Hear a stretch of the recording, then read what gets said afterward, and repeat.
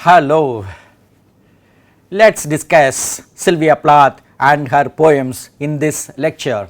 She was born in 1932 and died at an early age in 1963. We will see the historical and literary context first and then look into her life briefly, touch upon the background to her poems we have chosen for discussion, Mirror and Daddy, analyze the poem and then offer our impressions. Here is a historical and literary context for understanding Sylvia Plath. The Great Depression in 1929, the Second World War in 1939 and 1945 actually put people into trouble. Some Europeans came to the US and some Americans went to the Europe. That is how this kind of exchange of people was happening. We have confessional poets like Robert Lowell and Sexton and Adrian Rich. In this time they were making waves across the country. They gave free expression to their self without inhibitions. They focused on the multifarious sufferings of body and soul and a shipwrecked image to represent their own place in the world. Plath was married to Ted Hughes, a well established British poet of the times. Sylvia Plath was a poet and also a novelist. She belongs to actually two traditions, both American and British literature.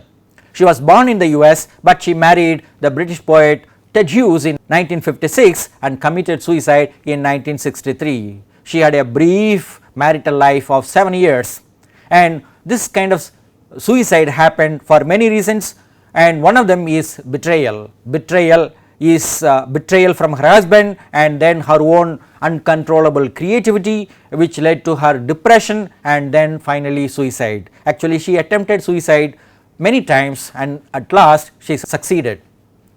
We have confessional poetry in the US and the Alvarez group in the UK. These two groups actually influenced Sylvia Plath's poetry. She is a feminist par excellence, as we can see from Lady Lazarus, a poem. We have a quotation from this poem. Out of the ash I rise with my red hair and eat men like air.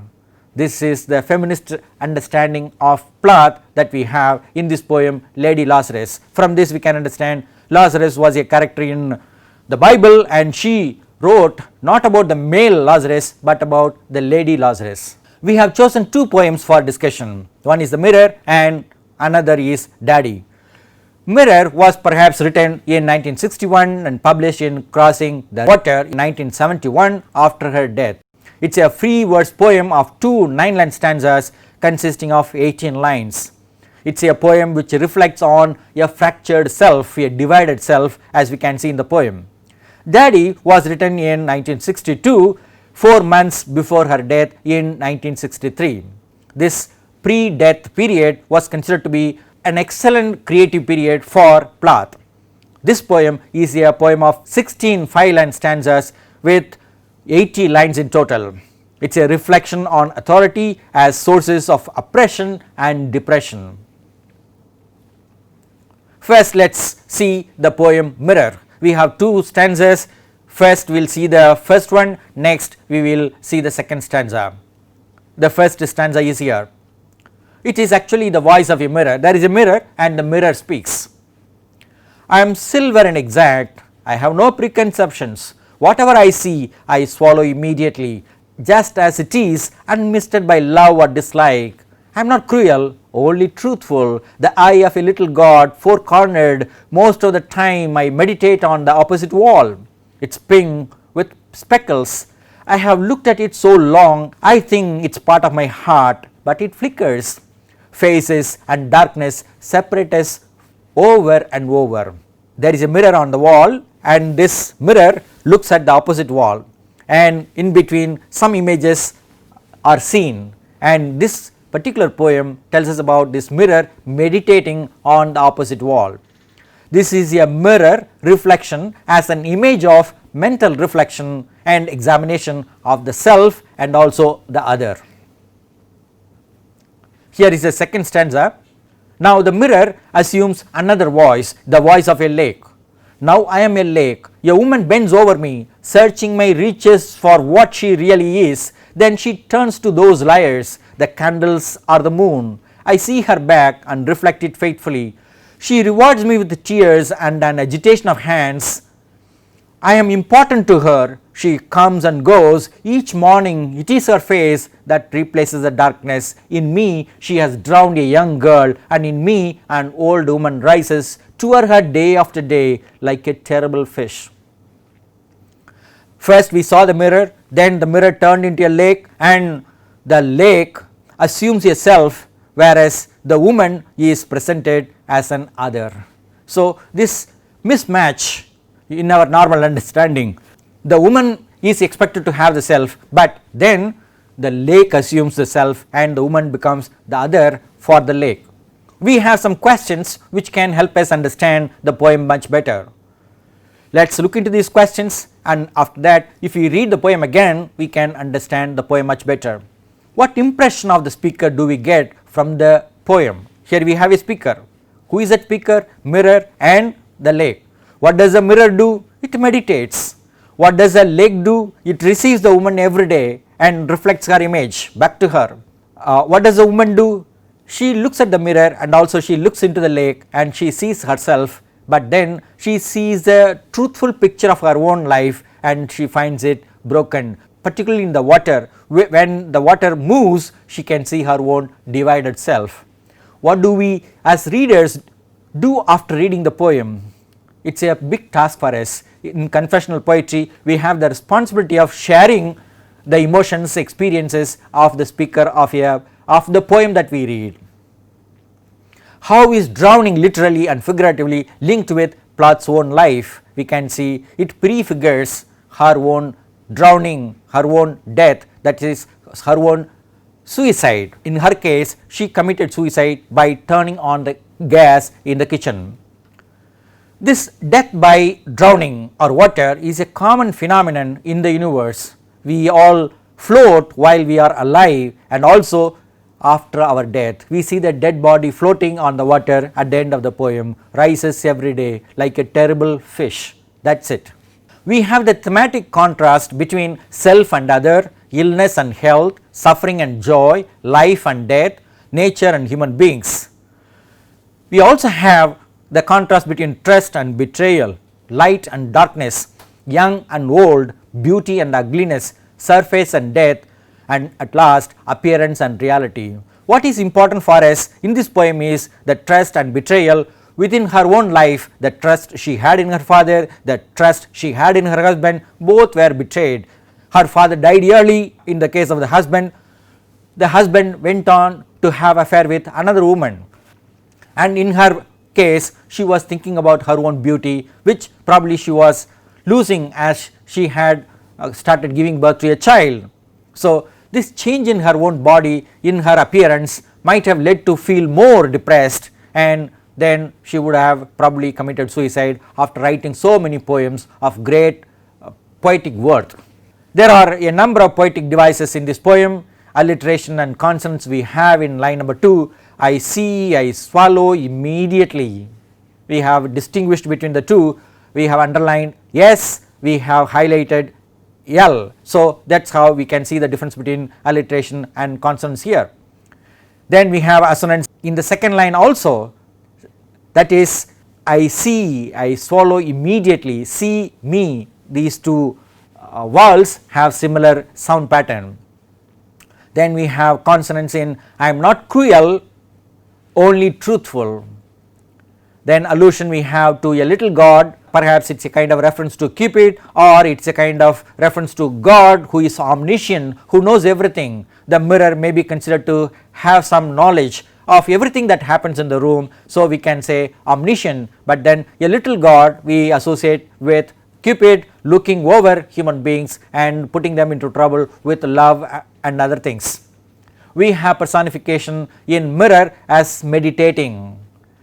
This is an object which does not have any consciousness, but it meditates more than a human being, it meditates. Then we have assonance and consonants in it is part of my heart. Then we have metaphor in but it flickers, there is a reference to the candle, perhaps some kind of lamp image we have. Then we have personification in candles and moons as telling lies. These candles do not give the truthful picture of the human being present in the context. Moons, also moonlight, will not show the correct picture, that is the authentic picture. That is why these are used in literature as beautiful, whereas the mirror understands that they are liars. Then we have metaphor, drowned as a young girl and an old woman rises. When she comes to the lake, she sees herself as a young girl, but then after some thought she rises as an old woman, she becomes old, or she becomes conscious of the old age within her. Finally, after this drowning, she rises like a terrible fish. Let us see the rhyme, rhythm and meter in this poem. It is actually a free verse and there is no end rhyme at all, not even a single rhyming pair between the two stanzas, also perhaps indicating the clearly broken self of the speaker. Rhyming words normally refer to this kind of coherence, unity, and here this poem does not have any, even between stanzas it does not have any, and so it refers to the divided self of the speaker. Then the rhythm, the sentences that we have in this poem are short declarative sentences, and sometimes we have the long lines. They indicate the urgent and the absent mind of the speaker. Again, the meter is irregular with strong breaks, actually strong stops are there in the middle of lines and commas at the end of lines. The line lengths vary from 9 syllables to 14 syllables, they look like two perfect stanzas. A tentative tonal grouping we have attempted in the two lines we have given here. Now I am a lake, a woman bends over me, searching my reaches for what she really is. Here is the overall impression. The speaker assumes the voice of a mirror and speaks about its role of truthful reflection of what is around, including the pink and speckled wall opposite which it becomes. The mirror changes its shape to that of a lake, again with the property of reflection. The mirror and the lake both have the same reflective quality. Now the opposite wall is a depressed woman who sheds tears, and so the lake swells, the water in the lake increases. The lake reflects the aging of a young girl into an old woman. While the mirror is not cruel, the lake turns out to be a murderer of the woman as she drowns in it. The other can be nurturing or destructive, suggesting the importance of the other, that significant other, like family members, friends, teachers and so on in the life of human beings. Particularly the father and the husband in Plath's life, they were significant others and they were sources of oppression, depression for Plath. We have the next poem, Daddy. It is a long poem, we will have only short extracts from this poem. Now let us see the first extract from stanzas 1 and 2. Daddy is an informal term and the poem is all informal, very personal for Sylvia Plath. You do not do any more, black shoe in which I have lived like a foot for 30 years, poor and white, barely daring to breathe or achieve. Daddy, I have had to kill you, you died before I had time, marble heavy, a bag full of God, ghastly statue with one great toe, big as a Frisco seal. Here we have this repetition throughout the poem, this woo sound will be there. It indicates, some critics have said that it is more like a nursery rhyme. And the second stanza, in the first line itself, we see the sense of revenge that is there in the speaker. In the German tongue, in the Polish towns, scraped flat by the roller of wars, but the name of the town is common. My Polak friend says there are a dozen or two, so I never could tell where you put your foot, your root. I never could talk to you, the tongue stuck in my jaw. We have this problem of identity, linguistic identity in the case of Plath. She has German origin because her father was a German. Her father spoke German language and he also wanted her to speak in German with her. We have repetition of words like wars, and this war assumes greater proportion in this poem, a personal poem, Daddy. We have this communication problem which she mentions in one line, I never could talk to you. Another extract we have here, you stand at the blackboard, Daddy. Actually Plath's father was a professor, so she says, you stand at the blackboard, Daddy. In the picture I have of you, a cleft in your chin instead of your foot, but no less a devil for that. No, not any less the black man who bit my pretty red heart in two. I was 10 when they buried you. At 20 I tried to die and get back to you. I thought even the bones would do. She mentions about her own suicidal tendency after the death of her father at a young age. So she wants to reach out to her father, go back to her father, join with her father, probably indicating some kind of electro-complex, which Plath also mentioned in one of her notes. Plath's father was Professor Otto Plath. She looked at a picture of a father standing in front of a blackboard that she refers to in this poem. Another extract is here. If I have killed one man, I have killed two. The vampire who said he was you and drank my blood for a year, 7 years. If you want to know, Daddy, you can lie back now. There is a stake in your fat black heart and the villagers never liked you. They are dancing and stamping on you. They always knew it was you. Daddy, Daddy, you bastard, I am through. That's the last line of the poem. Daddy, Daddy, you bastard, I am through. That sound you is repeated, emphatically repeated throughout the poem, and in some cases we have this rhyming you through in the last line. It's very clear. This killing the father, killing the husband, she achieves poetically, imaginatively at the end of the poem, and she feels relieved after taking the revenge. In the case of the father, he had already died, but in the case of the husband, he was living, and she had marriage of 7 years at this time, and so she refers to this 7 years. And this poet assumes the image of a vampire slayer referring to her father and husband.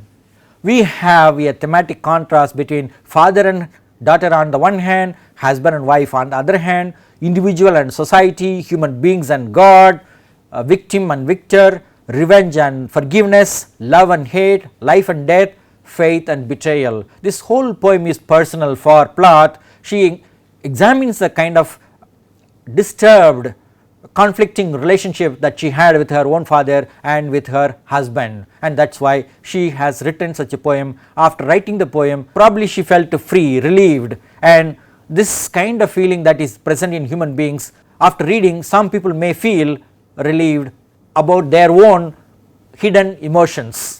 A number of poetic devices are found in this poem as well. We have simile in live like a foot, metaphor in black shoe referring to her father, and then simile big as a Frisco seal. Frisco here refers to San Francisco, the sea and the seal that she found when she was a child in San Francisco. Alliteration and assonance we have in where it pours bean green over blue. This bean blue is alliteration in. E sound refers to assonance. Then we have metonymy blue referring to the blue ocean. Then we have metaphor in a barbed wire snare for German language. This language is a snare, a trap for the speaker. That is why she says a barbed wire snare. Similarly we have in chaffing me off like a Jew. This whole poem evokes the image of the Second World War, the number of Jews being killed in Germany by Hitler and his concentration camps and his officers. Some people were taken by trains to the place of death. Many concentration camps were there. So chaffing me off like a Jew, probably some kind of onomatopoeic effect also we can see in this line. We have assonance in clear beer of Vienna. We can see the sound in clear beer of Vienna. That is why we have indicated seeing sound in brackets. We have alliteration in bright blue, then allusion in a cleft in your chin instead of your foot. A cleft footed person is considered to be a devil. In this case, Plath's own father has a cleft chin, and she says, you may have cleft in your chin, that does not mean that you can cheat me. I can understand very well that you are a devil. Then lastly we have this allusion, a man in black with a Mein Kampf face. This is a reference to Hitler and also to Ted Hughes, her husband, who often wore a black coat. Now let us come to rhyme, rhythm and meter in this poem. This is a free verse poem, of course. It is unrhymed but in a stanza form of 5 lines each with dominant sound of oo. do, shoo, achoo, blue, too, do, true, gobbledygoo, who, glue, through. And this sound alone dominates throughout the poem. We have rhythm in the short lines with alliteration, assonance and repetition of words and phrases indicating a fast paced rhythm. It is an outpouring of emotion, anger, revenge from the speaker. In the case of meter, we have irregular meter with line lengths of 2 syllables to 12 syllables from 1 foot to 6 feet. Then we have caesura, enjambment and end-stopped lines. Here we have another passage to give an example for caesura, enjambment and end-stopped lines in this context. The snows of the Tyrol, the clear beer of Vienna are not very pure or true. With my gypsy ancestors and my weird luck and my tarak pack, I may be a bit of a Jew. There is a kind of guilty feeling in Plath because she was a Jew, she escaped, whereas many millions of people died, and that is also possible interpretation for this poem. Here we have the overall impression. Daddy is a confrontational poem of a daughter with a father, a wife with a husband, an individual with a society, a human being with God and all sources of authority.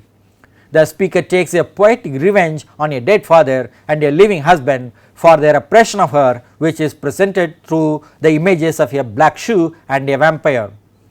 Invoking the German and Jewish origin of her parents and the black coat used by her husband, Plath conjures up the Holocaust image in the poem to represent the sufferings of victims of various forms of patriarchal oppression in the world. Not surprisingly, this poem became an iconic poem of the feminist movement. To give you a summary of our discussion, we have seen the historical and literary context in which Sylvia Plath wrote her poems. Belonging to two different traditions, both American and British, she was able to write confessional poetry and also poetry which belongs to this Alvarez group in Britain. We looked at two poems, one The Mirror and the other Daddy. The Mirror is more objective, whereas Daddy is more personal, more revengeful, more expressive, and these poems have become very popular among the readers. They give expression to the feminist understanding of rebellion, resistance against patriarchal oppression in the world. Here are some references which may be of some help to you to understand Plath and her poem much better. The last reference by Urov says she is not exactly a confessional poet because she uses more of strategies to express herself which are not exactly confessional. That means she is not talking about her own self because she imagines many things. Her father was not a tyrant like she has presented in the poem. The kind of Jewish references that she has mentioned, they are all imagined. So this poem and many other poems written by Plath are not exactly conventional, they are just expressions of emotions using rhetorical strategies. Thank you.